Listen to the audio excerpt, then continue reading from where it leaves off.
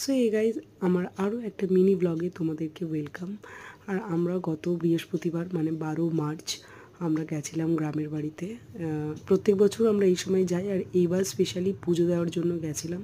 মানে মা মানত করেছিল ছেলের জন্য, আমার বড় ছেলের জন্য, কারণ ছেলের একটা বিশাল অ্যাক্সিডেন্ট হয়েছিল গত অগাস্টে। তো মা মানত করেছিল, দেখো দণ্ডি দিচ্ছে মা মন্দিরের চারপাশে ঘুরে। তো আমরাও একটুখানি তখন ওখানেই ছিলাম, মায়ের পাশে ছিলাম। তো মা দণ্ডি দিচ্ছিল, ছেলেও ছিল। তো দণ্ডি দেওয়া হয়ে গেলে আমরা মন্দিরে গেলাম। মন্দিরে গিয়ে বিভিন্ন রকম মানে যারা পুজো দিয়েছে আর কি, প্রসাদ, মিষ্টি, লাড্ডু, বাতাসা, বিভিন্ন রকম মানতের মানে বিভিন্ন জায়গা থেকে মানুষ এখানে আসে এবং বিশ্বাসী মেলায় বস্তু তর্কে বহুদূর। ভগবানের ওপর বিশ্বাস রেখে সবাই মালসা দিয়ে পুজো দেয় এখানে। আর আমরা এটা প্রত্যেক বছর যাই আর পুজো দিই। আর এই পুজোটা মা গত 40 বছর ধরে করছে, মানে 40 ইয়ার। গ্রামের বাড়িতে এই মন্দিরটা আমাদেরই আর কি, আমার বাবা দাদু মানে দাদুর বাবার আমলের আর কি।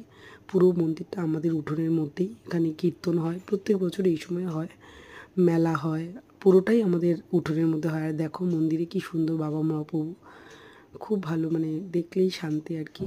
তো মায়ের স্পেশালি মানত ছিল এখানে, মা প্রত্যেক বছরই পুজো দেয়। এই দেখো ঠাকুরমশাই ছেলেকে আশীর্বাদ করছে মানত চোকানোর পর।